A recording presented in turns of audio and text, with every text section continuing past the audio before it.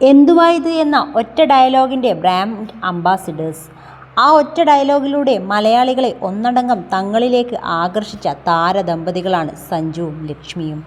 ടിക്ടോക്കിലൂടെ തുടങ്ങിയ ഇരുവരുടെയും പ്രയാണം ബിഗ് സ്ക്രീനിലേക്ക് എത്തി നിൽക്കുകയാണ് ഇപ്പോൾ.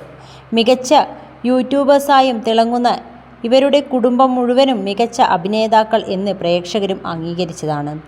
ഇരുവരുടെയും ഓരോ വീഡിയോസിനും ലക്ഷക്കണക്കിന് പ്രേക്ഷകരാണ് ഉള്ളത്. അടുത്തിടെ ഇറങ്ങിയതും ഇനി ഇറങ്ങാൻ പോകുന്നതുമായ ചില മലയാള ചിത്രങ്ങളിലും ഇരുവരും അവസരം ലഭിച്ചിട്ടുണ്ട്. സോഷ്യൽ മീഡിയയിലെ തുടക്കത്തിനെക്കുറിച്ചും ബിഗ് സ്ക്രീനിലേക്കുള്ള ഇരുവരുടെയും എൻട്രിയെക്കുറിച്ചും എല്ലാം പലവട്ടം പറഞ്ഞിട്ടുണ്ട് ഇരുവരും. ഇവരുടെ വിവാഹ ജീവിതം 8ാം വർഷത്തിലേക്ക് കടന്നിരിക്കുകയാണ്.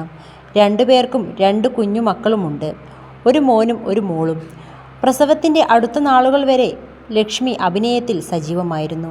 അടുത്ത കാലത്തിറങ്ങിയ സൂപ്പർ ഹിറ്റ് ചിത്രങ്ങളുടെ ഒക്കെ ഭാഗമാണ് ഇവർ. ലക്ഷ്മിയും സഞ്ജുവും ജീവിതത്തിൻ്റെ മറ്റൊരു വർഷത്തിലേക്ക് കടക്കുമ്പോൾ ആശംസകൾ കൊണ്ട് മൂടുകയാണ് പ്രിയപ്പെട്ടവരും പ്രത്യേകിച്ച് ഫാൻസും. ഇവരുടെ കെമിസ്ട്രി കണ്ടാൽ ആരായാലും പ്രണയവിവാഹമാണോ എന്ന് സംശയിക്കും. എന്നാൽ ഒരേ പ്രായക്കാരായ ഇവരുടെ ബന്ധം മാട്രിമോണിയൽ വഴി പക്ക അറേഞ്ച്ഡ് വിവാഹം വഴിയായിരുന്നു നടന്നത്. പെട്ടെന്ന് കണ്ട് വീട്ടുകാരും പറഞ്ഞുറപ്പിക്കുകയായിരുന്നു.